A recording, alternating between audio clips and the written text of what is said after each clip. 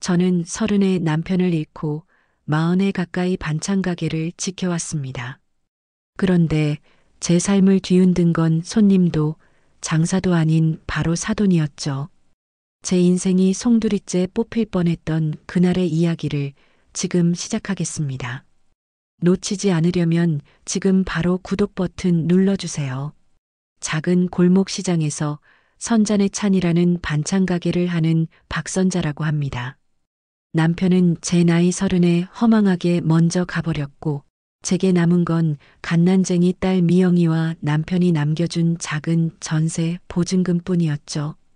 그걸로 이 가게를 얻었어요. 처음에는 밥 한 술 제대로 못 넘기고 밤새 울기만 했는데 젖달라고 우는 딸아이 얼굴을 보니까 정신이 번쩍 들더라고요. 내가 여기서 무너지면 이 아이는 어떡하나 싶어서요. 그날부터였어요. 저는 독해져야만 했어요. 아침 해가 뜨기도 전에 일어나서 장을 보고 온종일 나무를 묻히고 조림을 만들었어요. 포대기에 미영이를 엎고 불 앞에서 땀을 뻘뻘 흘리면서도 이상하게 힘든 줄 몰랐어요. 오히려 손님들이 아이고, 아기 엄마 고생하네. 여기 반찬 맛있어 하고 한마디씩 해주시면 그게 그렇게 힘이 되더라고요.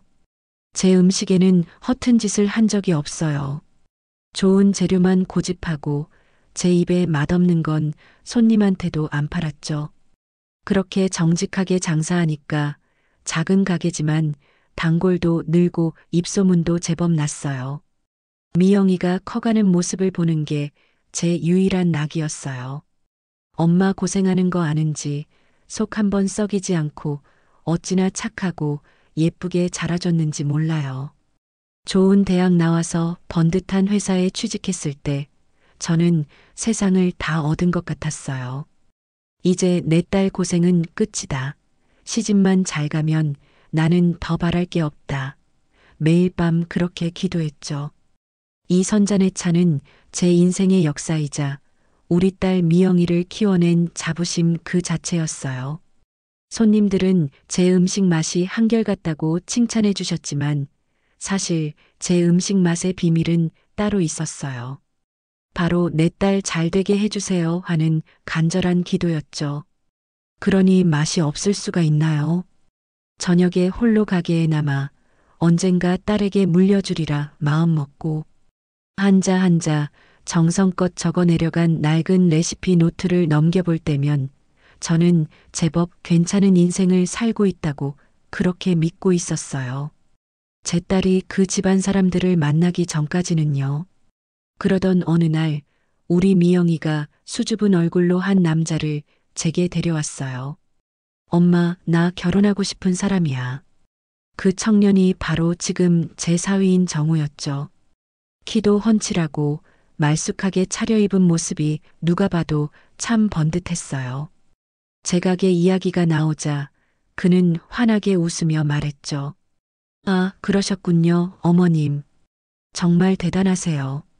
요즘 세상에 이렇게 힘들게 장사하시는 분들이 흔치 않잖아요. 저희 집안은 전혀 그런 쪽과는 거리가 멀어서 상상도 잘 안 돼요.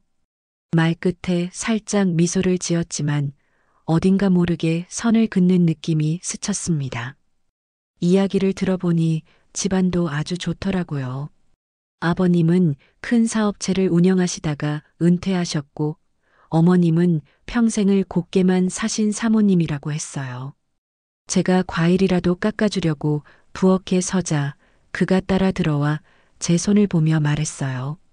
어머님 손맛이 좋으시다는 얘기를 많이 들었습니다. 그런데 저는 입이 까다로운 편이라 이런 전통 반찬은 잘 못 먹어요. 미영이가 적응하느라 힘들 수도 있겠네요. 순간 고마움보다 서운함이 먼저 스쳤습니다. 이어서 그는 웃으며 덧붙였죠. 이제 미영이랑 어머님은 제 돈으로 편하게 사시면 됩니다. 힘든 일은 그만하시고요. 저희 집은 돈이 많아서 굳이 그렇게 고생 안 하셔도 돼요. 마치 내 지난 세월의 수고가 불필요한 짓이었다는 듯한 말이었지만 저는 애써 웃어넘겼습니다. 강남에 있는 커다란 아파트에 사는데 부족함 없이 사랑만 듬뿍 받고 자란 티가 났어요. 아, 어머님 댁은 시장 근처라고 하셨죠? 활기차긴 하겠지만 밤에는 좀 시끄럽지 않으세요? 혹시 무섭진 않으세요? 그런 곳에서 미영이를 이렇게 예쁘게 키워주셔서 정말 감사합니다. 말은 감사였지만 그 속에 담긴 그런 곳이라는 표현이 가시처럼 남았습니다.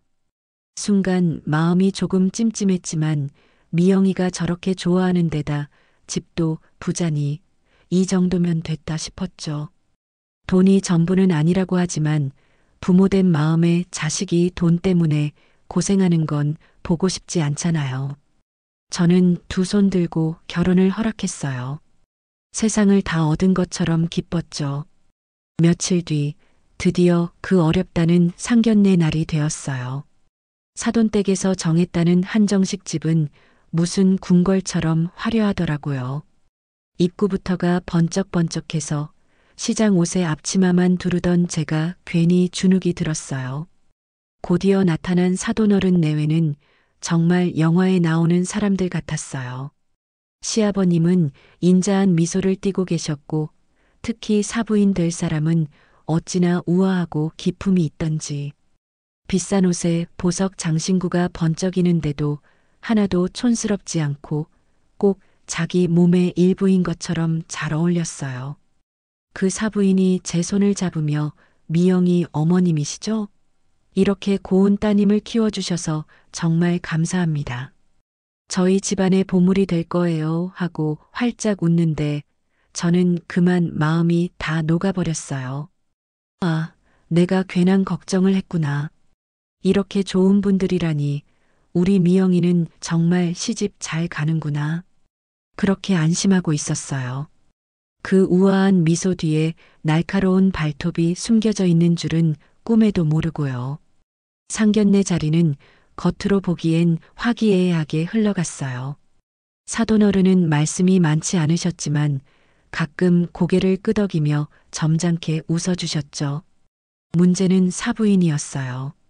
처음에는 칭찬 일색이었죠. 어머님은 어쩜 이렇게 젊어 보이세요. 미영이가 어머님을 쏙 빼닮아서 그렇게 예쁜가 봐요. 듣기 좋은 말만 골라 하니 저도 기분이 좋아져 이런저런 이야기를 꺼냈어요. 자연스럽게 제 반찬 가게 이야기도 나왔죠. 제가 변두리 시장에서 작은 가게를 하나 합니다. 대단한 건 아니지만 그래도 제 자부심이죠. 하고 웃으며 말했어요. 그 순간 사부인의 눈빛이 아주 잠깐 바뀌는 걸 놓치지 않았습니다. 입은 여전히 웃고 있었지만 눈빛은 차갑게 식어 있었죠. 그녀는 찻잔을 천천히 만지작거리더니 우아한 목소리로 말했죠. 어머, 그러시군요. 매일 힘든 육체 노동을 하시니 많이 지치시겠어요. 온몸에 음식 냄새도 배실 텐데. 미영이는 오히려 눈을 반짝이며 맞아요. 우리 엄마가 반찬 정말 잘하세요. 하고 자랑했어요. 저는 억지로 웃었지만 그 말 속에서 느껴지는 은근한 거리감은 사라지지 않았습니다. 분위기를 깨지 않으려고 직업병이죠 뭐. 그래도 이 냄새 덕에 우리 미영이 시집 보내네요. 하고 넘기려 했는데 사부인이 바로 이어서 말했어요. 호호 그러게요. 그래도 저희 집안은 집에서 음식 냄새 나는 걸 다들 질색해서요. 주방은 거의 쓰질 않아요. 미영이는 또 환하게 웃으며 와, 정말 부럽다. 저는 어릴 때부터 부엌이 우리 집 중심이었거든요. 하고 대꾸했어요. 사부인은 고개를 끄덕이며 잔을 들었고 저는 그 웃음 뒤에 숨은 날카로움을 똑똑히 느꼈습니다. 그 순간 깨달았습니다. 아, 이 사람은 지금 내 직업과 내 삶을 화려한 말로 포장한 채 아무렇지도 않게 깎아내리고 있구나. 그 속뜻은 천한 장사치라는 말과 다를 게 없었죠. 옆에 있던 우리 미영이와 정우는 여전히 즐겁게 웃고만 있었어요. 저 혼자만 그 서늘한 칼날을 피부로 느끼고 있었습니다. 그때 처음으로 마음 한구석에 찬바람이 스미기 시작했어요. 하지만 결혼식 준비가 시작되자 그 불안감은 잠시 뒤로 밀려났습니다. 딸이 행복해 보이는 모습이 제 마음을 덮어버렸으니까요. 상견례가 끝나고 딸 미영이는 정우와 결혼을 했습니다. 결혼 후 미영이는 시댁에서 잘 지내는 것 같았어요.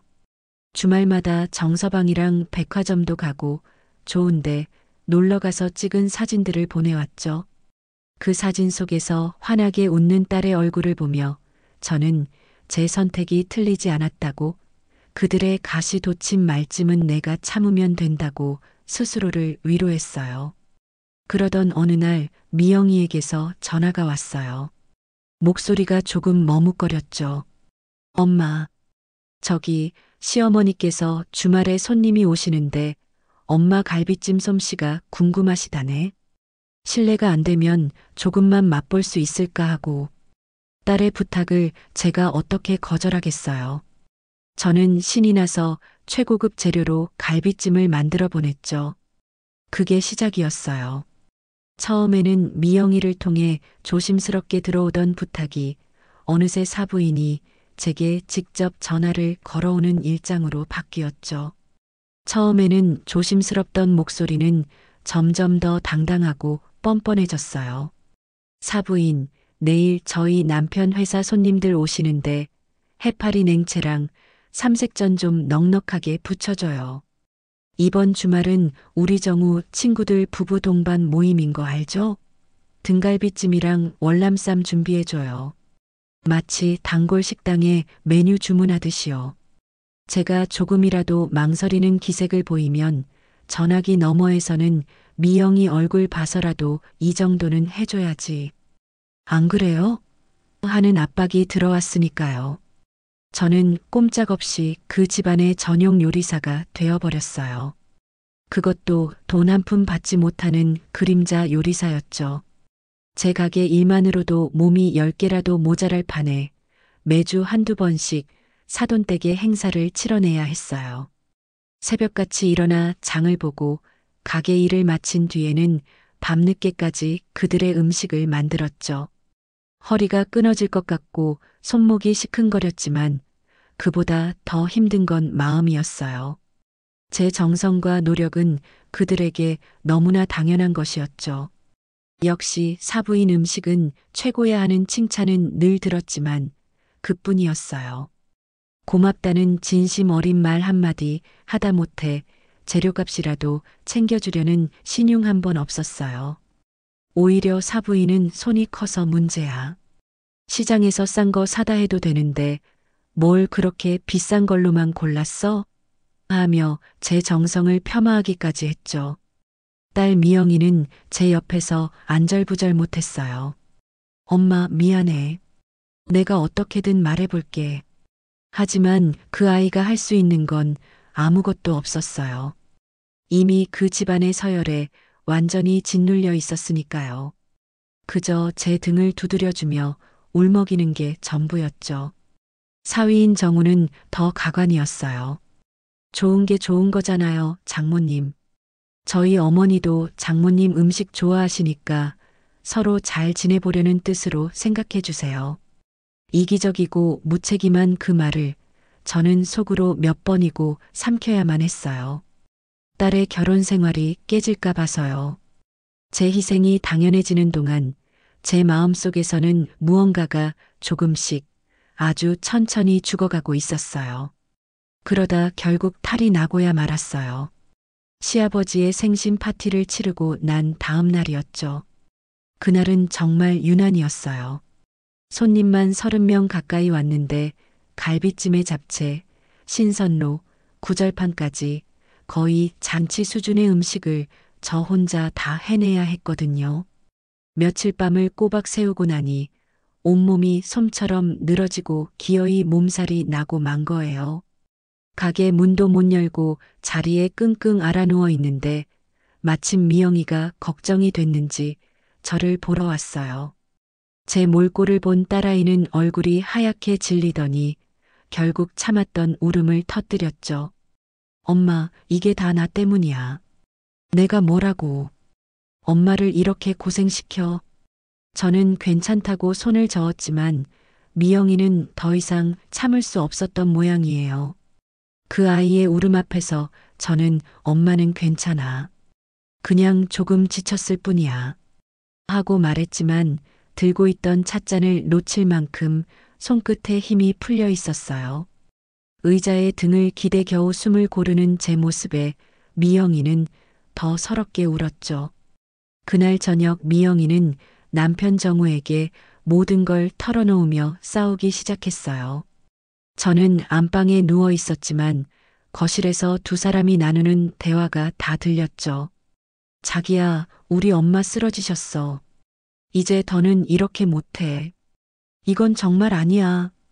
미영이의 절규에 가까운 목소리가 들렸어요. 저는 제발 정우가 이번만은 딸의 편을 들어주길, 미안하다고 한마디라도 해주길 간절히 바랐어요. 하지만 제 귀에 들려온 건 첫 만남의 그 오만함이 그대로 묻어나는 냉정한 목소리였어요.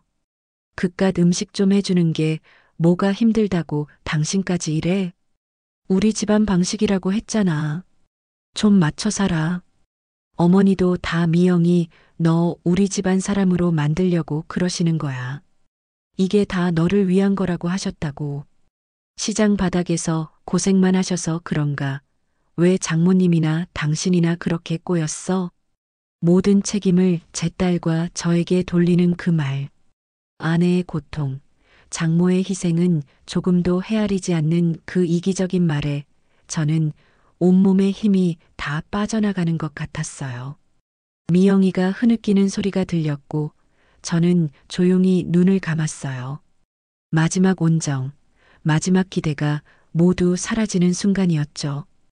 이제 더 이상 그들에게는 어떤 것도 기대해서는 안 된다는 것을 뼈저리게 깨달았어요. 그들은 절대로 변하지 않을 사람들이었어요. 몸을 겨우 추스르고 다시 가게 문을 연 며칠 뒤였어요. 그날따라 손님들이 많아 눈코 뜰 새 없이 바쁜 점심시간이었죠. 단골 손님들과 웃으며 안부를 묻고 정신없이 반찬을 담고 계산을 하고 있었어요. 바로 그때였어요. 가게 문이 거칠게 열리더니 명품 옷으로 한껏 치장한 사부인이 성큼성큼 안으로 들어오는 게 아니겠어요. 평소에는 전화 한 통으로 모든 걸 해결하던 사람이 예고도 없이 가게에 들이닥치니 불길한 예감이 들었죠. 사부인은 가게 안에 손님들이 가득한데도 아랑곳하지 않았어요. 저를 보자마자 다짜고짜 명령조로 말했죠. 사부인, 마침 잘 됐네. 갑자기 집에 귀한 손님이 오게 됐어. 빨리 이것 좀 싸줘요. 오늘은 내가 시간이 없네. 그러면서 진열대를 훑어보더니 손가락으로 반찬들을 삿대질하듯 가리키기 시작했어요. 저기 연근조림이랑 멸치볶음. 그리고 저기 나물 무친 거 3종류. 아, 저기 코다리 조림도. 빨리 좀 담아줘요. 그 순간 가게 안의 모든 소음이 멈췄어요. 저를 보고 웃고 있던 단골 손님들의 얼굴이 딱 굳어지는 게 보였죠. 그들의 눈에는 당황스러움과 놀라움, 그리고 저를 향한 연민이 가득했어요. 저는 얼굴이 불타는 것처럼 화끈거렸어요. 지난 40년간 제 자부심으로 지켜온 이 신성한 일터에서 저는 지금 하녀 취급을 받고 있었어요.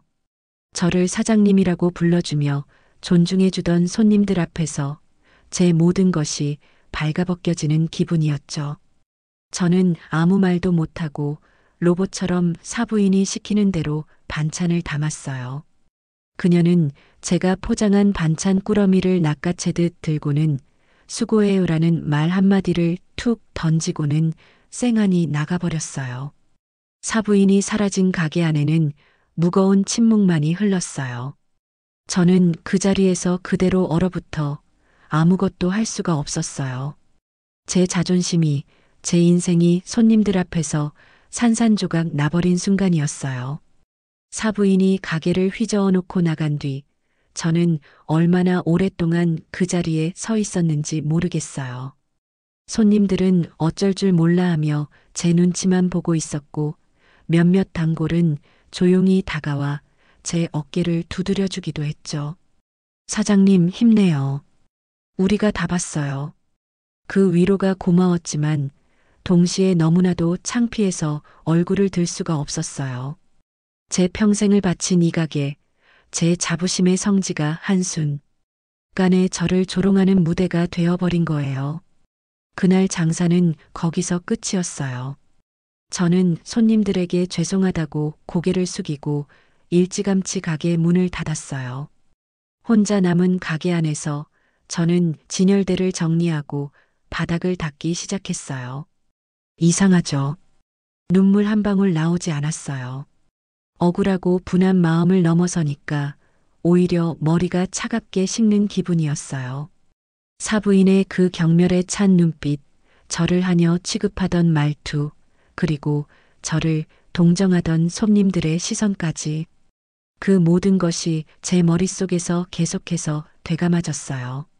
지금까지는 어떻게든 참아보려고 했어요. 내 딸 미영이 그 아이의 행복을 위해서라면 내가 좀 희생해도 된다고, 내가 좀 무시당해도 괜찮다고 스스로를 다독여왔어요. 하지만 오늘 일은 달랐어요. 이건 제 개인의 수모에서 끝나는 문제가 아니었어요. 그 여자는 제 인생 자체를 부정하고 짓밟은 거예요. 제 손님들 앞에서 제 역사가 고스란히 담긴 이 공간에서요. 그 순간 제 안에서 무언가 단단히 결심이 섰어요. 그래, 더는 이렇게 살 수 없어. 이건 사는 게 아니야. 저는 걸레질을 하던 손을 멈추고 허리를 폈어요. 창밖은 이미 어둑어둑해지고 있었죠. 어둠이 내린 가게의 유리창에 비친 제 얼굴은 제가 한 번도 본 적 없는 낯선 얼굴이었어요. 슬픔도 체념도 없는 그저 차갑고 단단한 표정. 그날 밤 저는 더 이상 눈물 젖은 밥을 짓는 엄마가 아니었어요. 복수를 계획하는 전략가가 되기로 마음먹었으니까요. 바로 그날 밤이었어요. 제가 독한 마음을 먹고 앞으로 어떻게 해야 할지 생각에 잠겨 있는데 전화벨이 울렸어요. 사부인이었어요. 또 무슨 심부름을 시키려는 건가 싶어 차가운 목소리로 전화를 받았죠. 네, 사부인. 제 목소리가 평소와 다른 걸 느꼈는지 사부인은 잠시 머뭇거리더니 본론을 꺼냈어요. 그런데 그 내용은 제 상상을 초월하는 것이었죠. 사부인, 내가 곰곰이 생각해 봤는데 매번 사부인한테 음식 부탁하는 것도 좀 그렇고 말이야. 저는 혹시나 이 사람이 드디어 미안한 마음이라도 드는 건가 아주 잠시 찰나의 기대를 했어요. 하지만 이어진 말은 제 뒤통수를 망치로 내려치는 것과 같았어요. 그러니까 그냥 그 비법 갈비찜 레시피를 우리 미영이한테 좀 알려줘요. 사부인의 목소리는 한없이 부드러웠지만 그 안에는 의심할 여지 없는 명령이 담겨 있었어요. 우리 집안 대대로 물려줄 귀한 손님상이니 이제 우리 며느리가 직접 해야 하지 않겠어? 저는 잠시 침묵했어요. 사부인은 제 침묵을 긍정으로 받아들였는지 말을 이었죠. 사부인도 이제 연세가 있으시니 언제까지 부려먹을 수도 없는 노릇이고 기가 막혀서 말이 안 나왔어요. 부려먹다니. 자기 입으로 부려먹었다고 인정을 하는 거잖아요. 제 자존심을 가게에서 산산조각 낸 것도 모자라 이제는 제 인생의 정수가 담긴 비법까지 공짜로 내놓으라는 그 뻔뻔함. 심지어 그걸 자기네 집안 대대로 물려줄 갑으로 만들겠다고요? 저는 전화기를 든 채로 헛웃음이 터져 나왔어요. 하하하. 제 웃음소리에 사부인이 당황해서 사부인, 왜 웃어요? 하고 물었죠. 저는 웃음을 멈추고 제 평생 가장 차가운 목소리로 대답했어요. 사부인, 그 레시피는 제 목숨값이에요. 제 인생 전부라고요. 근데 그걸 공짜로 달라고요? 세상에 공짜가 어디 있습니까? 제 대답에 당황한 사부인이 뭔가 쏘아붙이려 했지만 저는 그럴 틈도 주지 않고 전화를 끊어버렸어요. 이제 게임의 규칙은 제가 정할 차례였어요. 사부인과의 통화는 제 결심에 불을 지폈어요. 복수? 막연하게 생각했던 그 단어가 이제는 아주 구체적인 목표가 되었죠. 하지만 어떻게? 감정적으로 덤볐다가는 백전백패일 게 뻔했어요. 저는 그날 밤 가게 안쪽의 작은 방으로 들어가 먼지 쌓인 상자들을 모두 꺼냈어요. 거기에는 지난 수십 년간의 제 역사가 담겨 있었죠. 낡은 가계부, 빛바랜 영수증 뭉치, 은행 거래 내역서까지. 예전에는 그저 막막한 마음에 들춰보던 기록들이었지만 이제는 달랐어요. 이건 제 무기였어요. 저는 밤을 새워가며 모든 기록들을 샅샅이 훑기 시작했어요. 사돈댁과 관련된 지출 내역만 따로 분류했죠. 시아버지 생신 때 썼던 최고급 한우 갈비가, 집들이 때 썼던 활전복과 자연산 대하가, 하다못해 그들이 가볍게 부탁했던 밑반찬 재료비까지 날짜와 품목, 금액을 하나하나 엑셀 파일에 입력하기 시작했어요. 컴퓨터는 잘 못 다루지만 우리 미영이가 어릴 때 가르쳐줬던 게 어렴풋이 기억나더라고요. 더듬더듬 서툴지만 한 칸 한 칸 채워나갔어요. 숫자가 쌓여갈수록 제 손은 더 세게 떨렸어요. 분노 때문이 아니었어요. 제 자신이 너무나도 한심해서였죠. 지난 3년간 그 집에 들어간 재료비만 어림잡아 계산해 보니 세상에 2천만 원이 훌쩍 넘는 돈이었어요. 제 머릿속에서 무언가 툭 하고 끊어지는 소리가 들리는 것 같았어요. 제 가게의 순수익과 맞먹는 돈이었죠. 이건 단순한 재료비가 아니었어요. 그 돈을 벌기 위해 제가 흘렸던 땀, 잠 못 자며 보냈던 밤, 그리고 무시당했던 제 시간과 정성의 값이었어요. 저는 텅 빈 가게에서 떠오르는 아침 해를 보며 차갑게 식은 커피를 마셨어요. 그래, 박선자. 너는 내 인생의 가치를 돈으로 환산당한 거야. 이제 그 값을 정확하게 받아낼 차례다. 제 손에 들린 건 더 이상 낡은 가계부가 아니었어요. 그건 바로 그 오만한 사람들의 죄목이 빼곡히 적힌 기소장이었죠. 며칠 동안 밤마다 가게에 남아 증거들을 정리했어요. 엑셀 파일에 정리된 금액은 날이 갈수록 불어났고 제 분노와 결심도 함께 단단해졌어요. 하지만 동시에 거대한 벽 앞에 선 것처럼 막막했어요. 이 서류 뭉치를 가지고 내가 뭘 할 수 있을까? 이걸 들이민다고 그 사람들이 순순히 잘못을 인정할 리가 없었죠. 우리가 언제 돈 내고 해달라고 했나? 사부인이 좋아서 해온 걸 가지고 이제 와서 돈을 내놓으라니 정말 경우 없는 사람이네. 이렇게 나올 게 불보듯 뻔했어요. 오히려 저만 돈에 환장한 속물로 몰아갈 수도 있었죠. 혼자서는 안 된다는 걸 깨달았어요. 법적인 조언이 필요했지만 평생 시장 바닥에서 구른 제가 아는 법조인이 어디 있겠어요. 그렇다고 아무 변호사 사무실이나 찾아갈 수도 없는 노릇이었죠. 이 복잡하고 지저분한 집안 이야기를 돈만 밝히는 변호사 앞에서 다 털어놓을 자신도 없었고요. 답답한 마음에 며칠을 끙끙 앓았어요. 가게 일을 하면서도 머릿속은 온통 복수 계획으로 가득 차 있었지만 앞으로 나아갈 길이 보이지 않았어요. 그러다 문득 돌아가신 저희 가게 10년 단골 김영자 할머니가 떠올랐어요. 할머니는 늘 입버릇처럼 자기 아들 자랑을 하셨거든요. 우리 아들이 세무사야. 아주 똑똑하고 정직한 놈이지. 나라에 세금 내는 거, 그거 하나는 기가 막히게 잘 알아. 세무사. 그 단어가 제 머리에 박혔어요. 지금 제 문제는 돈 문제와 얽혀 있었잖아요. 어쩌면 법보다 돈의 흐름을 더 잘 아는 사람이 필요할지도 모른다는 생각이 들었어요. 하지만 이미 수년 전 이야기인데다 연락처도 모르는데 어떻게 그 청년을 찾나 싶어 금방 체념하고 말았죠. 내 팔자에 무슨 조력자는 무슨 하고 한숨만 푹푹 내쉬었어요. 세상에 기댈 곳 하나 없다는 생각에 모처럼 타오르던 결심이 다시 사그라드는 것 같아 두려웠어요.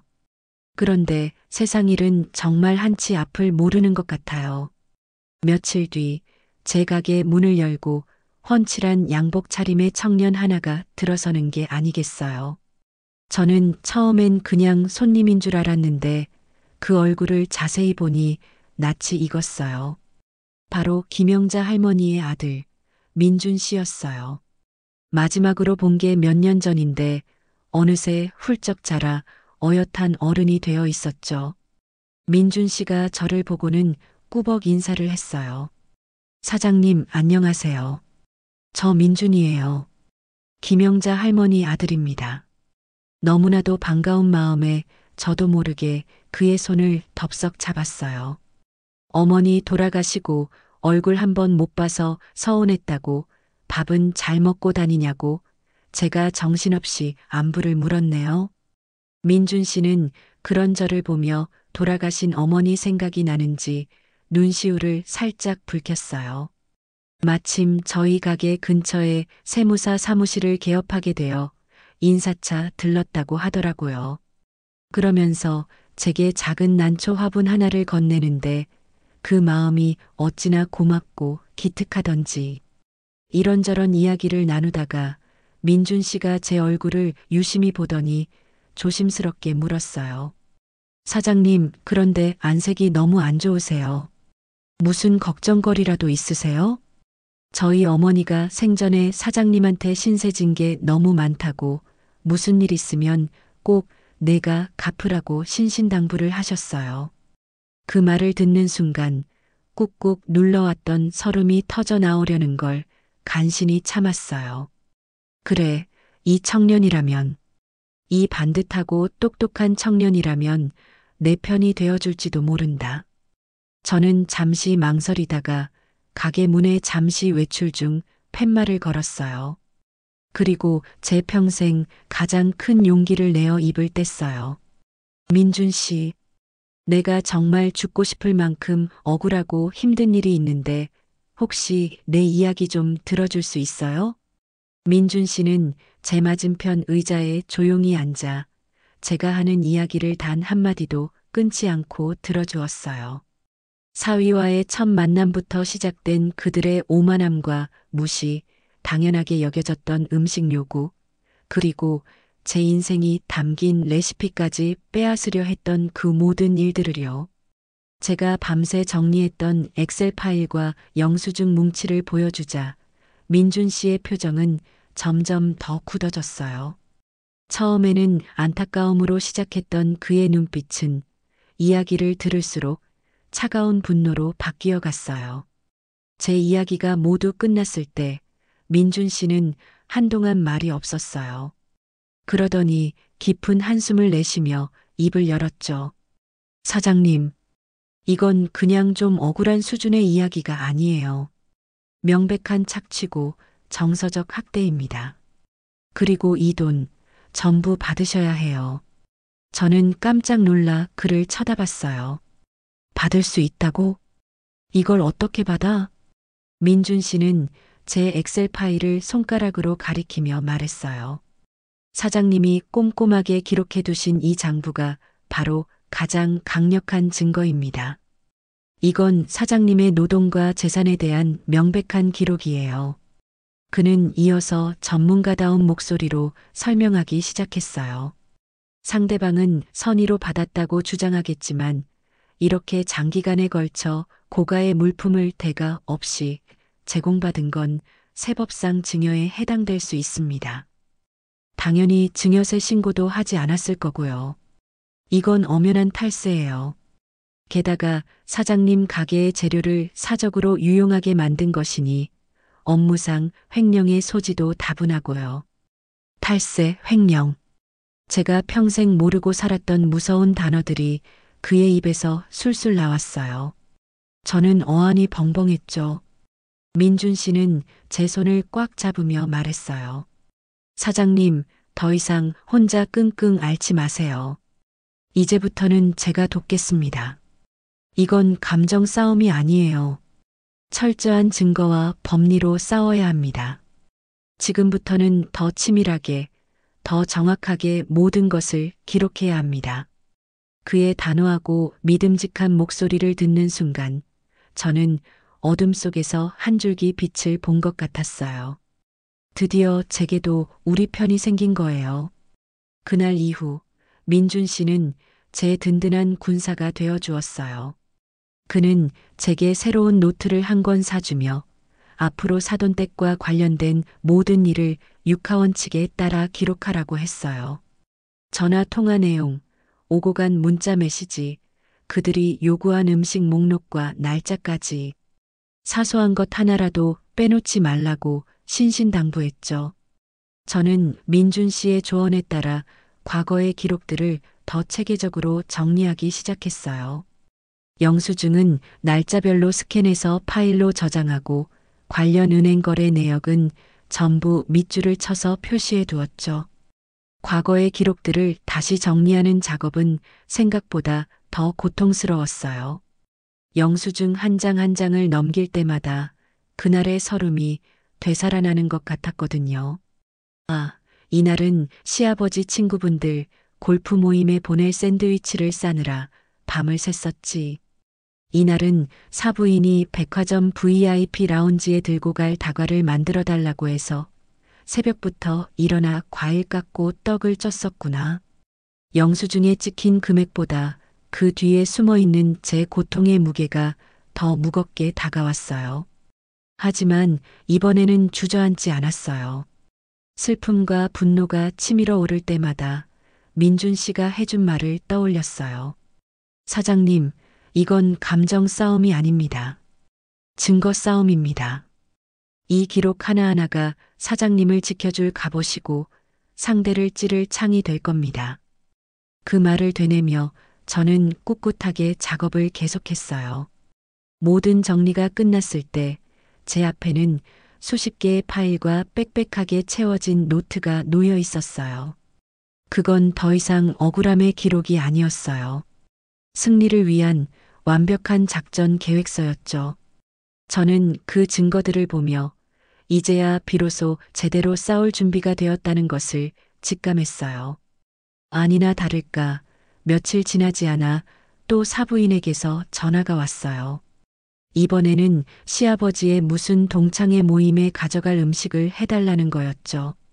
예전 같았으면 가슴이 철렁 내려앉고 한숨부터 나왔겠지만 이제 저는 달랐어요. 오히려 올 것이 왔구나 싶어 마음이 차분해졌죠. 민준 씨가 미리 알려준 대로 저는 통화 버튼을 누르기 전에 녹음 버튼부터 눌렀어요. 사부인, 안녕하세요, 선자예요. 제가 일부러 더 밝고 상냥하게 전화를 받자 사부인은 의아하다는 듯 잠시 말이 없었어요. 늘 마지못해 대답하던 제가 180도 달라졌으니까요. 아, 네, 사부인. 다름이 아니라 사부인이 평소처럼 음식 목록을 줄줄 읊기 시작했어요. 이번에는 인원이 좀 많으니까 갈비찜은 한 20근 정도 해야 할 것 같고 잡채도 넉넉하게, 그리고 저는 그녀의 말을 중간에 끊지 않고 끝까지 다 들어주었어요. 그러고는 최대한 기쁜 목소리로 대답했죠. 그럼요, 사부인. 아버님 중요한 모임이신데 제가 최선을 다해서 준비해 드려야죠. 걱정 마세요. 제가 알아서 제일 좋은 걸로 다 준비할게요. 제 대답에 사부인은 아주 만족한 눈치였어요. 역시 사부인밖에 없어. 그럼 수고해요. 하고 전화를 끊으려 하더군요.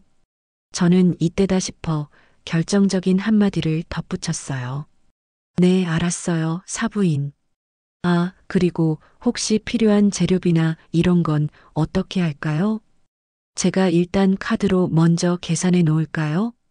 제 질문에 전화기 저편에서 순간 정적이 흘렀어요. 사부인은 당황한 목소리로 그건 사부인이 알아서 좀 해줘요. 늘 하던 대로. 하고는 서둘러 전화를 끊어버렸어요. 늘 하던 대로. 바로 그 말을 기다렸어요. 저는 차갑게 웃으며 녹음 종료 버튼을 눌렀어요. 또 하나의 완벽한 증거가 확보되는 순간이었죠. 그 주 주말, 저는 약속대로 사돈댁의 행사에 보낼 음식을 준비했어요. 하지만 이번에는 모든 과정이 달랐죠. 이건 더 이상 희생이 아니었어요. 증거를 수집하기 위한 치밀한 작전이었죠. 저는 민준 씨의 조언대로 모든 과정의 사진을 찍어두었어요. 시장에서 최고급 한우를 사는 모습, 상자에 가득 담긴 신선한 채소와 과일들, 그리고 완성된 음식들이 얼마나 화려하고 풍성한지 전부 다요. 사진을 찍는 제 모습은 마치 범죄 현장의 증거를 수집하는 감식반 요원 같았죠. 음식을 사돈댁에 가져다 줄 때도 마찬가지였어요. 예전처럼 주방 구석에 조용히 음식을 내려놓고 오지 않았어요. 일부러 사부인과 사위를 거실로 불러내 음식 하나하나를 보여주며 설명을 했어요. 사부인, 이 갈비찜은 최고 등급 한우로만 만든 겁니다. 밤새 핏물 빼고 정성껏 만들었어요. 정서방, 이 잡채는 국산 시금치만 써서 색깔이 아주 선명하죠? 제 태도에 사돈과 사위는 어리둥절한 표정을 지으면서도 역시 장모님 대단하시다며 감탄사를 연발했어요. 저는 그들의 반응 하나하나를 머릿속에 그리고 몰래 켠 스마트폰 녹음기에 담았어요. 가장 중요한 건 비용 문제였죠. 저는 미리 준비해간 영수증 뭉치를 슬쩍 보여주며 말했어요. 이번에는 재료값이 유난히 비싸네요. 거의 100만 원 가까이 들었어요. 제 말에 사부인의 얼굴이 순간 굳어지는 걸 봤어요. 하지만 이내 애써 웃으며 아이고 사부인도 뭘 그런 걸 일일이 다 계산하고 그래. 다 우리 미영이 잘 되라고 하는 일인데 하고 교묘하게 빠져나가더군요. 저는 속으로 웃었어요. 그래요, 사부인. 지금은 그렇게 웃으세요. 그 웃음이 곧 비명으로 바뀔 테니까. 집으로 돌아오는 길, 제 발걸음은 그 어느 때보다 가벼웠어요. 차곡차곡 쌓여가는 증거들은 승리가 멀지 않았음을 알려주고 있었으니까요. 증거는 충분히 모였어요. 녹음 파일, 사진, 수년간의 영수증과 장부까지. 이제 칼은 제 손에 쥐어져 있었죠. 하지만 이걸 언제 어떻게 휘둘러야 가장 효과적일지 고민이 필요했어요. 민준 씨는 결정적인 한 방을 위해서는 판을 키워야 합니다. 사장님. 저들이 가장 방심하고 가장 자만심에 차 있을 때, 그리고 가장 많은 사람들 앞에서 무너뜨려야 해요. 라고 조언했어요. 우리 둘은 완벽한 무대를 물색하기 시작했죠. 기회는 생각보다 빨리 찾아왔어요. 며칠 뒤 딸 미영이에게서 전화가 왔어요. 잔뜩 들뜬 목소리로요. 엄마, 아버님, 이번에 정부에서 주는 무슨 산업 훈장 같은 걸 받으신대. 그래서 다음 달에 호텔 빌려서 크게 축하 파티를 열기로 했어. 아버님 사업 관계자분들이랑 친척들까지 거의 200명 넘게 올 거래. 그 말을 듣는 순간 저와 민준 씨는 동시에 눈을 빛냈어요. 바로 이거다. 이보다 더 완벽한 무대는 없었어요. 그들이 평생 쌓아 올린 명예와 체면, 그 모든 것이 한자리에 모이는 날. 그들의 가장 빛나는 순간을 가장 처참한 순간으로 만들어줄 수 있는 절호의 기회였죠. 저는 일부러 더 기뻐하는 척하며 미영이에게 말했어요. 어머나, 정말 잘 됐다. 사돈 어른께서 큰 상을 받으신다니 우리 집안의 경사네. 제 반응에 미영이는 안심하는 눈치였어요. 그치, 엄마. 그래서 말인데, 시어머니가 그날 음식도 엄마가 좀 도와줬으면 하시는 것 같아. 딸의 목소리에는 미안함이 가득했지만 저는 속으로 쾌재를 불렀어요. 도와주는 수준이 아니라 아예 판 전체를 제가 지배하게 될 테니까요. 저는 기다렸다는 듯이 대답했어요. 걱정 마라, 딸. 이번에는 엄마가 정말 제대로 한번 해볼 테니. 다음 날 저는 작전 계획에 따라 직접 사부인에게 전화를 걸었어요. 평소와는 달리 제가 먼저 전화를 하자 사부인은 의아해하는 목소리였죠. 저는 최대한 공손하고 열정적인 목소리로 입을 열었어요. 사부인 미영이한테 이야기 들었어요. 사돈 어른께서 큰 상을 받으신다면서요. 정말 축하드립니다. 제가 다 기쁘네요. 제 진심 어린 축하의 사부인의 목소리가 한껏 부드러워졌어요. 저는 바로 본론으로 들어갔어요. 사부인, 그래서 말인데요. 이번 축하연은 정말 중요한 자리잖아요. 사돈 어른의 평생의 업적을 기리는 자리인데 호텔 음식으로는 그 의미를 다 담을 수가 없을 것 같아요. 잠시 말을 끊고 저는 준비한 미끼를 던졌어요. 그래서 이번 파티 음식은 제가 전부 한번 책임져 보고 싶습니다. 제 파격적인 제안에 사부인은 놀라서 말을 잇지 못했어요. 네, 사부인이 전부 다요? 200명분 음식을요? 저는 단호하게 대답했어요. 네.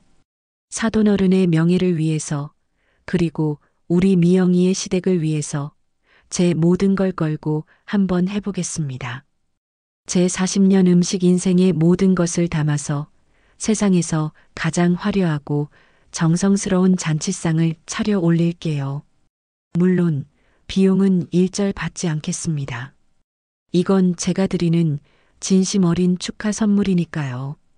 비용은 일절 받지 않는다는 말에 사부인의 숨소리가 거칠어지는 게 전화기 너머로도 느껴졌어요. 그녀의 머릿속에서는 지금쯤 주파날이 쉴 새 없이 튕겨지고 있겠죠. 수천만 원은 좋게 굳을 수 있는 절대로 거절할 수 없는 제안이었으니까요. 그녀의 탐욕과 오만함이 제가 던진 미끼를 덥석 물게 만들 거라고 저는 확신했어요. 역시나 사부인은 제 미끼를 덥석 물었어요. 그녀는 감격에 겨운 목소리를 연기하며 제 제안을 받아들였죠. 그녀의 눈빛이 탐욕으로 번들거리는 것을 저는 전화기 너머에서도 느낄 수 있었어요. 어머, 사부인. 정말 그래도 괜찮겠어요? 이렇게까지 해주시니 제가 몸둘 바를 모르겠네요. 정말 고마워요, 사부인. 역시 사돈 맺길 정말 잘했어. 그녀의 그 가식적인 감사 인사를 들으며 저는 속으로 차갑게 웃었어요. 그래요, 사부인. 지금은 그렇게 웃으세요. 그 감사는 파티 당일 모든 사람들 앞에서 제게 다시 한번 하게 될 겁니다. 물론 지금과는 전혀 다른 의미로요. 전화를 끊고 저는 곧바로 민준 씨에게 연락했어요. 미끼를 물었습니다. 아주 단단히요. 제 보고에 민준 씨도 만족스러운 듯 웃었죠. 이제 모든 계획은 예정대로 진행될 거예요. 파티가 열릴 호텔 연회장도 사전에 답사했고 무대 스크린과 음향 장비 사용법까지 모두 확인해 둔 상태였어요. 그날 제가 선보일 것은 음식뿐만이 아니었으니까요. 그날부터 저는 파티 준비에 들어갔어요. 하지만 예전처럼 고통스럽지는 않았어요. 오히려 즐거웠죠. 최고의 재료들을 아낌없이 사들였고 제 가게 일은 잠시 단골이던 다른 가게 사장님께 맡겼어요. 저는 온전히 이 복수의 축제를 준비하는 데만 몰두했어요. 주방에서 밤을 새우는 제 모습은 마치 전쟁을 앞둔 장군과도 같았어요. 수십 가지의 화려한 음식들을 만들면서 저는 동시에 또 다른 요리를 준비하고 있었죠. 그들이 평생 맛보지 못했던 아주 맵고 쓰디쓴 진실이라는 이름의 요리를요. 그들은 제가 차려주는 화려한 만찬에 취해 있을 때 상상도 못할 비수를 맞게 될 터였어요. 파티 날짜가 다가올수록 저는 점점 더 바빠졌어요. 하지만 그건 즐거운 분주함이었죠. 제 계획은 두 갈래로 진행됐어요. 하나는 호텔 주방을 빌려 최고의 만찬을 준비하는 일이었고, 다른 하나는 민준 씨와 함께 심판의 날에 터뜨릴 폭탄을 만드는 일이었죠. 민준 씨는 제가 정리한 모든 자료들, 즉, 영수증, 사진, 녹음 파일, 엑셀 시트 등을 바탕으로 전문가용 프레젠테이션 파일을 만들기 시작했어요. 파일의 제목은 아주 그럴듯하게 지었어요. 박선자의 손맛, 사돈댁의 역사가 되다. 감사의 기록. 표지에는 활짝 웃는 사돈 부부의 사진까지 넣었죠. 하지만 그 내용은 전혀 감사와는 거리가 멀었어요. 첫 페이지부터 지난 3년간 제가 제공했던 음식들의 화려한 사진들이 펼쳐졌고, 다음 페이지부터는 날짜별로 요구받았던 음식 목록과 그에 들어간 재료비, 인건비까지 정확하게 계산된 내역이 조목조목 기록되어 있었어요.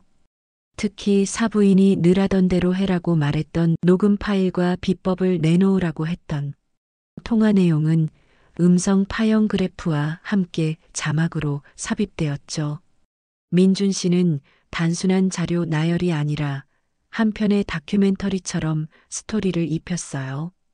제 반찬 가게의 역사로 시작해서 딸을 시집 보내는 기쁨, 그리고 점차 당연시된 희생과 착취의 과정을 드라마틱하게 보여주었죠.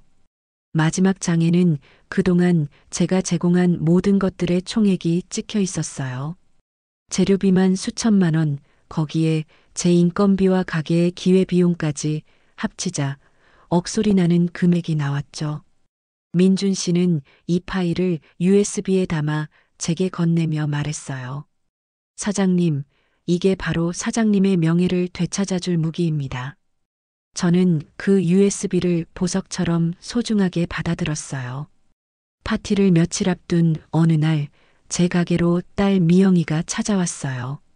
뭔가 이상한 낌새를 눈치챈 모양이었죠. 엄마, 요즘 무슨 일 있어? 가게도 비우고.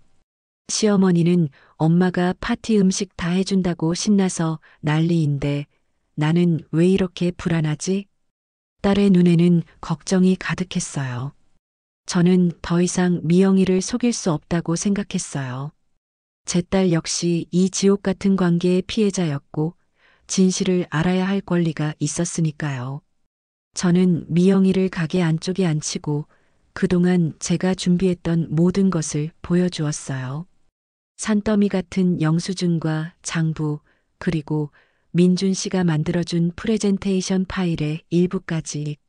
모든 것을 알게 된 미영이의 얼굴은 새하얗게 질려버렸어요. 엄마, 이걸 파티장에서 틀겠다고? 제발, 제발 그만해. 이러다 내 결혼 생활 다 망가져. 나 이혼당하면 어떡해. 딸아이는 울며 제게 매달렸어요. 저는 흔들리지 않았어요. 눈물을 흘리는 딸아이의 얼굴을 똑바로 보며 단호하게 말했죠. 미영아, 이미 망가졌어. 내가 거기서 하녀처럼 눈치 보고 사는데 그게 결혼이니? 엄마가 더는 너 그렇게 사는 꼴 못 봐. 이건 너를 위한 일이기도 해. 내 인생을 되찾아주기 위한 일이라고. 제 말에 미영이는 더 크게 울기 시작했어요. 하지만 저는 딸을 안아주지 않았어요. 이번만큼은 독해져야만 했어요. 이 싸움은 제 자신뿐만 아니라 제 딸의 존엄을 되찾기 위한 싸움이기도 했으니까요. 엄마를 믿고 조금만 기다려. 모든 게 끝나면 너는 더 이상 그 집에서 고개 숙이지 않아도 될 거야. 드디어 심판의 날 D-1. 저는 파티가 열릴 호텔의 주방에 있었어요. 호텔 측의 특별한 배려로 저는 주방 전체를 마음껏 쓸 수 있었죠. 수십 명의 조리사들이 제 지휘 아래 일사불란하게 움직였어요. 저는 그 중심에 서서 마치 오케스트라의 지휘자처럼 모든 것을 통솔했어요. 제 손끝에서 세상에서 가장 화려하고 맛있는 음식들이 만들어집니다. 하지만 제 머릿속은 음식에 대한 생각으로 가득 차 있지 않아요. 제 머릿속에는 오직 내일의 계획만이 선명하게 그려집니다. 음식 세팅이 끝나면 사회자는 사돈 어른을 위한 사부인의 깜짝 선물이 있다고 알릴 겁니다. 모든 하객의 시선이 무대 스크린으로 집중되면 감사의 기록 영상이 재생될 겁니다. 영상이 끝나고 모두가 충격에 빠져 있을 때 나는 마이크를 잡고 무대 위로 올라갈 겁니다.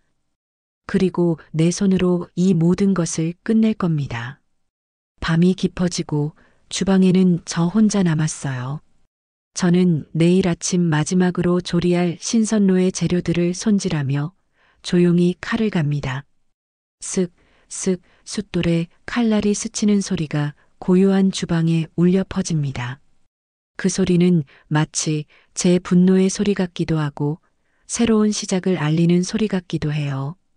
날카롭게 날이 선 칼을 들어 불빛에 비춰봅니다. 그 차가운 칼날에 지난 세월의 서름과 내일의 통쾌한 복수를 다짐하는 제 얼굴이 비칩니다.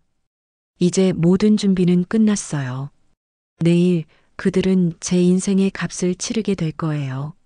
아주 비싼 값으로 말이죠. 드디어 약속의 날이 밝았어요. 파티가 열리는 호텔 연회장은 그야말로 별천지였어요. 천장에는 거대한 샹들리에가 보석처럼 빛나고 있었고 하얀 천이 덮인 수많은 테이블 위에는 반짝이는 은수저와 와인잔이 세팅되어 있었죠. 행사장 입구에는 자랑스러운 한국의 기업인 산업훈장수훈을 축하합니다. 라고 적힌 커다란 현수막이 걸려 있었어요. 속속 도착하는 하객들은 하나같이 비싼 옷과 장신구로 치장한 소위 말하는 상류층 사람들이었죠. 그 중심에는 제 사돈 부부가 있었어요.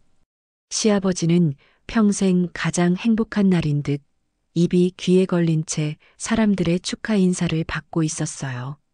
그리고 그 옆에는 파티의 진짜 주인공인 양 행세하는 사부인이 서 있었죠. 그녀는 우아한 드레스를 입고 여왕처럼 고고한 미소를 지으며 손님들을 맞이했어요. 그 모습은 너무나도 완벽해서 어젯밤 제게 비법을 내놓으라고 소리치던 그 사람과 같은 인물이라는 게 믿기지 않을 정도였어요. 저는 주방과 연회장을 오가며 음식 세팅을 마지막으로 점검했어요. 제 차림새는 평범한 출장 요리사, 그 이상도 이하도 아니었죠. 몇몇 하객들은 저를 호텔 직원으로 착각하고 여기 물 좀 갖다 달라고 시키기도 했어요. 저는 아무 말 없이 고개를 숙이며 그들의 요구를 들어주었죠.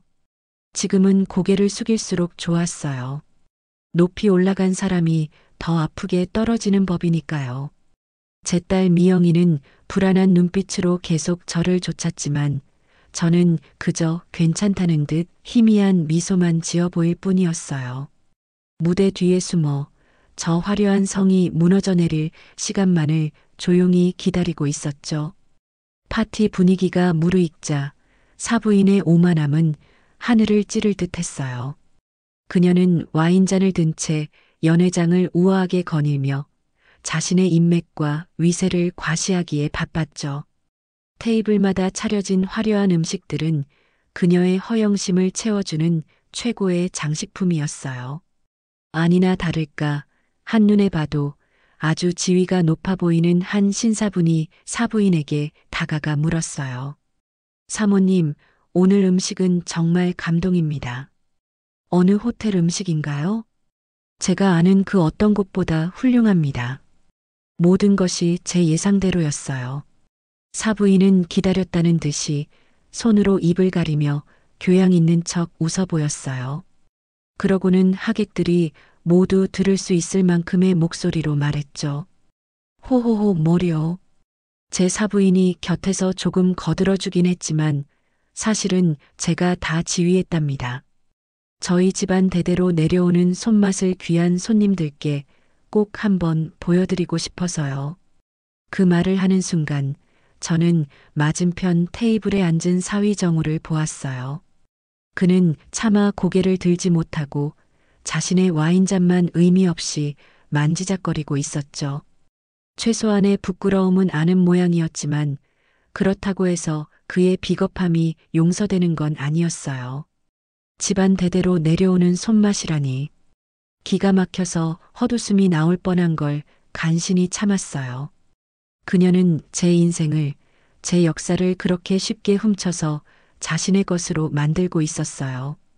그 말을 들은 하객들은 역시 사모님은 못하시는 게 없으시다며 칭찬을 아끼지 않았고 사부인의 어깨는 더욱 으쓱 올라갔죠. 저는 멀리서 저를 바라보는 미영이의 눈과 마주쳤어요. 딸의 눈에는 두려움과 체념 그리고 저에 대한 원망이 뒤섞여 있었죠. 저는 그런 딸을 향해 아주 천천히 하지만 분명하게 고개를 한번 끄덕여 주었어요. 이제 시작이야, 딸아. 똑똑히 보렴. 그 신호를 마지막으로 저는 조용히 무대 옆에 있는 음향 담당자에게 다가갔어요. 모든 준비는 끝났어요. 음식과 와인, 그리고 사람들의 즐거운 대화로 파티의 분위기는 최고조에 달했어요. 시아버지는 무대에 올라가 훈장을 자랑하며 감격에 겨운 연설을 늘어놓았죠. 이 모든 영광은 저를 묵묵히 내조해준 제 아내 덕분입니다. 오늘 이 훌륭한 만찬을 준비해준 사랑하는 아내에게 큰 박수 부탁드립니다. 하객들은 열렬한 박수를 보냈고 사부인은 우아하게 손을 흔들며 화답했어요. 그들의 인생에서 가장 빛나는 순간이었죠. 바로 그때였어요. 사회자가 다시 마이크를 잡고 외쳤어요. 잠시 주목해 주십시오. 여기서 끝이 아닙니다. 오늘 이 자리를 위해 사돈댁의 사부인, 즉 박선자 여사님께서 아주 특별한 선물을 준비하셨다고 합니다. 존경하는 회장님 내외를 위한 감동의 영상 편지. 다 함께 스크린을 주목해 주십시오. 사회자의 말에 연회장의 모든 조명이 어두워지고 사람들의 시선은 전부 무대 중앙의 거대한 스크린으로 쏠렸어요. 사돈 부부는 어리둥절하면서도 기분 좋은 표정으로 스크린을 바라봤어요. 자신들을 위한 또 다른 축하 이벤트라고 생각했겠죠. 제 딸 미영이는 두 손으로 얼굴을 감싸 쥐었고 사위정우는 파랗게 질린 얼굴로 어쩔 줄 몰라 했어요. 웅성거리던 장내가 조용해지고 스크린에 환한 빛이 들어오기 시작했어요. 제가 준비한 지옥의 문이 드디어 그들 앞에서 활짝 열리는 순간이었어요. 영상은 제가 민준 씨와 계획했던 그대로 아주 평화롭게 시작됐어요. 스크린에는 박선자의 손맛, 사돈댁의 역사가 되다. 감사의 기록이라는 제목이 아름다운 글씨체로 떠올랐죠. 잔잔하고 감동적인 배경음악과 함께 우리 미영이와 정우의 행복한 결혼식 사진들이 파노라마처럼 펼쳐졌어요.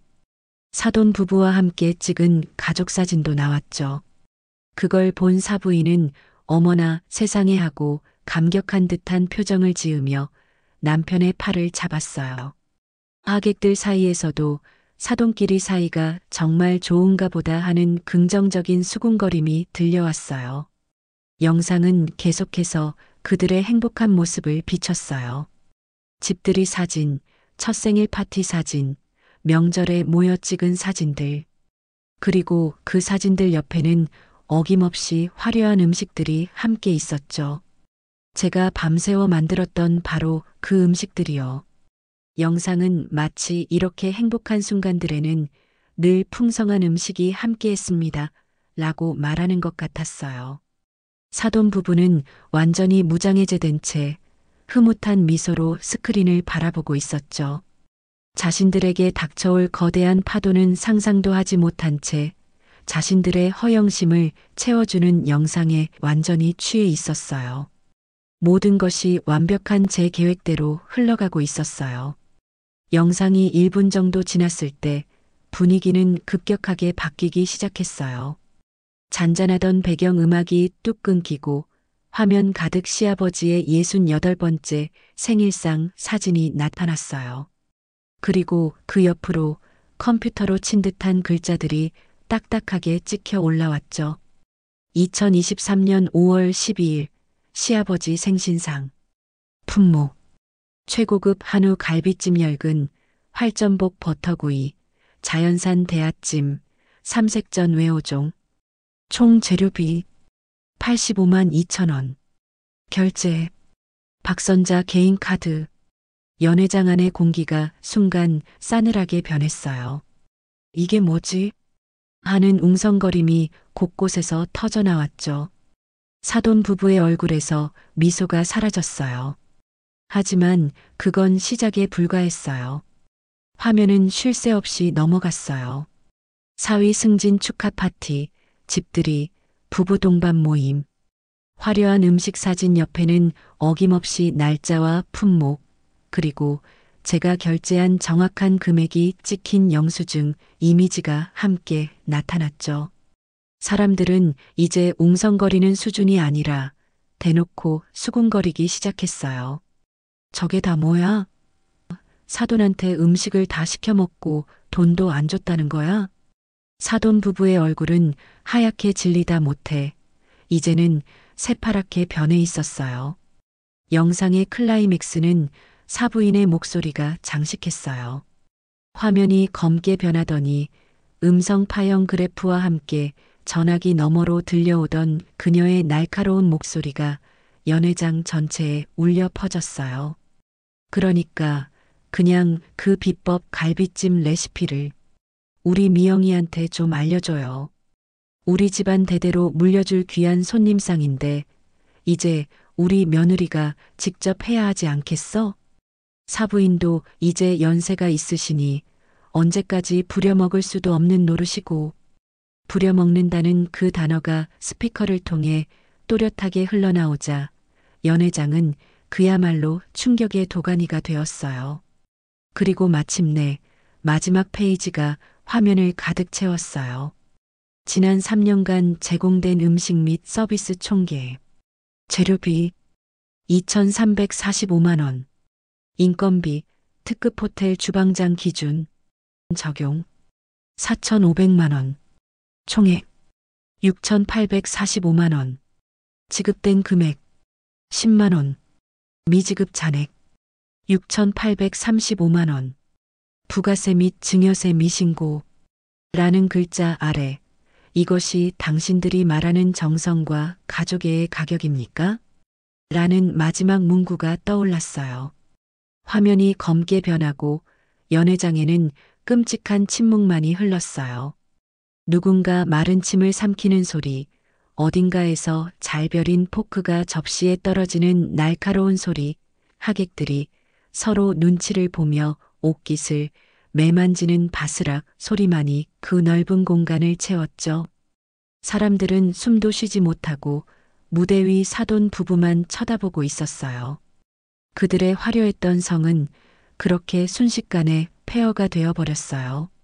모든 조명이 환하게 켜졌을 때 연회장의 시간은 멈춰 있었어요. 수백 명의 하객들은 마치 약속이라도 한 듯 모두가 한 곳을 쳐다보고 있었죠. 바로 파티의 주인공이었던 그러나 이제는 죄인처럼 고개를 숙인 사돈 부부였어요. 시아버지는 얼굴이 잿빛으로 변해 덜덜 떨고 있었고 사부인은 무슨 일이 일어났는지 현실을 부정하려는 듯 멍한 표정이었죠. 제 딸 미영이는 흐느끼고 있었고 사위 정우는 파랗게 질린 얼굴로 스크린과 자기 부모를 번갈아 쳐다볼 뿐이었어요. 그 숨막히는 정적의 한가운데로 제가 천천히 움직이기 시작했어요. 주방 출입구 쪽 가장 어두운 곳에 서 있던 제가 한 걸음 한 걸음 무대를 향해 걸어 나갔어요. 제 손에는 마이크가 들려 있었죠.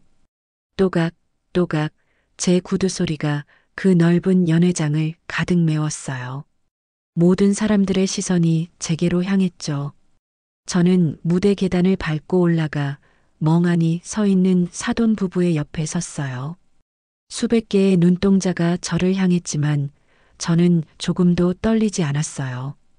오늘 이 순간을 위해 저는 제 모든 것을 걸었으니까요. 저는 마이크를 입에 가까이 대고 조용히 입을 열었어요. 안녕하십니까? 오늘 이 잔치의 음식을 만든 그리고 영상에서 보신 감사의 기록을 선물한 정미영의 엄마 박선자입니다. 제 목소리는 떨림 없이 연회장 구석구석까지 선명하게 울려 퍼졌어요. 저는 지난 40년간 시장에서 반찬을 만들어 팔았습니다. 제 음식에는 제 인생과 자부심이 담겨 있습니다. 제 딸을 시집 보내며 저는 제 인생의 일부를 떼어주는 기쁨으로 기꺼이 음식을 만들어 바쳤습니다. 가족이니까요. 잠시 숨을 고른 뒤 저는 사돈 부부를 똑바로 쳐다보며 말을 이었어요. 하지만 당신들에게 저는 가족이 아니었습니다. 공짜로 부려먹을 수 있는 하녀였고 제 인생이 담긴 레시피마저 빼앗아도 되는 아랫사람이었죠. 당신들은 제 정성을 돈으로 환산했고 제 자존심을 쓰레기처럼 짓밟았습니다. 그래서 오늘 저도 당신들의 방식으로 돌려드리는 겁니다. 당신들이 그토록 좋아하던 제 음식가, 바로 이 청구서로 말입니다. 저는 주머니에서 민준 씨가 만들어준 내용 증명 서류를 꺼내 사돈 부부 앞 테이블에 조용히 내려놓았어요. 이건 음식값뿐만이 아닙니다. 이건 제 딸이 당신들 집에서 흘렸을 눈물의 값이고 제가 밤새워 지켜온 제 인생의 존엄에 대한 값입니다. 제 말이 끝나자마자 멍하니 있던 사부인이 드디어 정신이 든 모양이었어요. 그녀는 갑자기 자리에서 벌떡 일어나 이성을 잃고 제게 달려들며 소리를 지르기 시작했죠. 내가 감히 이 천한 것들이 어디서 행패야. 저 여자가 미쳤나 봐. 저게 다 거짓말이야. 저 반찬 장사 따위가 우리 집안을 망신 주려고 작정을 했어. 그녀의 입에서 쏟아져 나오는 저급한 말들은 영상의 내용이 모두 사실임을 스스로 증명하는 꼴이었어요. 품이 있던 사모님의 가면이 벗겨지자 그 안에는 시기심과 특권의식으로 가득 찬 추악한 민낯만이 남아 있었죠. 시아버지는 당황해서 그녀의 입을 막으려 했지만 한번 터진 분노는 멈출 줄 몰랐어요. 하객들은 이제 더 볼 것도 없다는 듯 경멸과 혐오의 눈빛으로 그들을 쳐다보며 하나둘씩 자리를 뜨기 시작했어요. 화려했던 연회장은 순식간에 아수라장이 되었죠. 저는 그 모든 광경을 무대 위에서 조용히 내려다보았어요. 마음속에서 느껴지는 건 통쾌함이나 기쁨이 아니었어요. 그저 길고 길었던 열병이 끝난 뒤의 고요함 같은 서늘한 해방감이었죠. 그들의 성은 무너졌고 저는 제 인생을 되찾았어요. 이제 모든 것이 제자리로 돌아갈 차례였어요. 그날 아수라장이 된 호텔 연회장을 뒤로하고 저는 딸 미영이의 손을 잡고 나왔어요. 딸아이는 제 뒤에서 아무 말 없이 눈물만 뚝뚝 흘렸죠. 우리는 택시를 타고 집으로 돌아오는 내내 한마디도 하지 않았어요. 하지만 잡은 손의 온기로 우리는 서로를 위로하고 있었죠. 그날 밤 미영이는 제 옆에 누워 어린 시절처럼 저를 꼭 껴안고 잠이 들었어요. 몇 년 만에 처음으로 제 딸이 편안한 얼굴로 잠드는 모습을 볼 수 있었어요. 폭풍이 휩쓸고 간 뒤의 며칠은 오히려 고요했어요. 세상이 어떻게 돌아가는지 우리는 애써 찾아보지 않았죠. 하지만 소식은 물처럼 낮은 곳으로 흘러 들어오더군요. 민준 씨를 통해 그리고 이웃들의 수군거림을 통해 그들의 몰락을 전해 들을 수 있었어요. 그날 파티에 참석했던 하객들이 모든 소문을 퍼뜨렸고 시아버지의 회사는 주가가 폭락하고 투자자들이 등을 돌렸다고 했어요. 평생 쌓아 올린 명예와 신용이 하루아침에 무너져 내린 거죠. 그러던 어느 날 저희 가게 앞으로 편지 한 통이 배달되었어요. 발신인은 사부인이었죠. 저는 그 편지를 들고 한참을 망설이다 조용히 봉투를 뜯었어요. 안에는 사과나 용서를 비는 말이 아니었어요. 빼곡하게 채워진 종이에는 어떻게 감히 자기네 집안을 망신 줄 수 있냐는 원망과 저 때문에 자기 인생이 얼마나 비참해졌는지에 대한 자기 연민, 그리고 저를 저주하는 악담만이 가득했어요. 마지막까지 그녀는 조금도 변하지 않은 거예요. 저는 그 편지를 다 읽고 아무 말 없이 갈기갈기 찢어서 쓰레기통에 던져버렸어요. 더 이상 그들의 세계에 제 감정을 낭비할 필요는 없었으니까요. 그걸로 제 마음속에 남아있던 마지막 앙금까지 깨끗하게 정리되었어요. 미영이는 그날 이후로 저희 집으로 들어와 함께 지냈어요. 며칠 뒤 예상했던 대로 사위 정우가 헬쑥한 얼굴로 가게에 찾아왔어요. 그는 제 앞에 무릎을 꿇고 용서를 빌기 시작했죠. 장모님, 제가 다 잘못했습니다. 어머니를 말리지 못한 것도, 미영이 마음을 헤아리지 못한 것도 다 제 탓입니다. 제발 미영이를 설득해 주세요. 그의 사과는 진심처럼 보였지만 저는 알고 있었어요. 그건 진정한 반성에서 나온 말이 아니라는 걸요. 무너진 집안을 다시 일으키기 위해 아내가 필요한 이기적인 용서 구걸이었죠. 저는 대답 대신 가게 안쪽에서 일하고 있던 미영이를 불렀어요. 미영아, 정서방 왔다. 내가 이야기하렴. 정우는 미영이를 보자마자 달려가 손을 잡으려 했지만 미영이는 조용히 그 손을 피했어요. 그리고는 제가 한 번도 본 적 없는 아주 차분하고 단단한 목소리로 입을 열었죠. 일어나, 정우 씨. 나한테 사과하지 마. 당신은 나한테 미안한 게 아니라 당신의 편안했던 세상이 망가진 게 아쉬울 뿐이잖아. 미영이는 그의 눈을 똑바로 보며 말을 이었어요. 당신은 처음부터 우리 엄마를, 우리 집을 무시했어. 그런 곳에서 자란 나랑 힘들게 장사하는 우리 엄마를 당신 돈으로 구제해주고 싶었겠지. 나는 당신의 그 오만한 동정이 필요 없어. 내 엄마가 하녀 취급을 받을 때도 당신은 좋은 게 좋은 거라고 했지. 이제 와서 뭐가 잘못됐다는 거야? 나는 더 이상 당신 집안의 장식품으로, 당신의 착한 아내로 살 생각이 없어. 우리 여기서 끝내자. 그 말을 끝으로 미영이는 다시 가게 안으로 들어가 버렸어요. 더 이상 예전에 순종적이고 여렸던 제 딸이 아니었어요. 자신의 인생을 스스로 결정할 줄 아는 강인한 한 사람으로 다시 태어난 거죠. 저는 멍하니 서 있는 정우를 보며 조용히 말했어요. 내 딸의 결정을 존중해주게. 이게 자네가 내 딸에게 해줄 수 있는 마지막 배려일 거야. 모든 폭풍이 지나가고 저희 모녀에게는 새로운 일상이 찾아왔어요. 미영이는 이혼 서류를 정리하고 제 가게에서 함께 일하기 시작했어요. 처음에는 서툴렀지만 저를 닮아 손맛이 좋아서인지 금방 일을 배우더라고요. 우리는 함께 장을 보고 나란히 서서 나무를 묻히고 웃고 떠들며 하루를 보냈어요. 잃어버렸던 지난 몇 년의 시간을 보상받는 것처럼 매일이 행복하고 소중했죠. 어느 날 저녁 가게를 정리하다가 저는 낡은 찬장 구석에 있던 상자 하나를 꺼냈어요.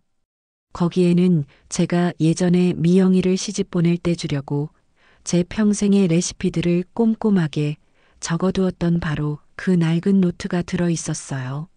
한 장 한 장 넘길 때마다 딸의 행복을 빌며 눈물로 밤을 새웠던 그 시절의 기억이 떠올라 가슴이 아려왔죠. 미영이가 제 옆으로 다가와 그 노트를 들여다봤어요. 저는 그 노트를 가만히 바라보다가 미영이를 보고 웃으며 말했어요. 미영아, 이제 이런 건 필요 없어. 그리고는 그 노트를 반으로 또 반으로 찢어 쓰레기통에 버렸어요. 제 눈물과 한숨이 담겨 있던 과거와의 완벽한 작별이었죠. 진짜 레시피는 책에 있는 게 아니야. 바로 여기, 엄마 손에, 그리고 이제 내 손에 있는 거지. 엄마가 옆에서 하나하나 다 가르쳐 줄게. 우리만의 새로운 레시피를 다시 만들자. 제 말에 미영이는 아이처럼 환하게 웃으며 고개를 끄덕였어요. 다음 날 우리는 가게 간판을 새로 맞췄어요. 선잔의 찬이라는 낡은 이름 대신 모녀의 부엌이라는 예쁜 이름으로요.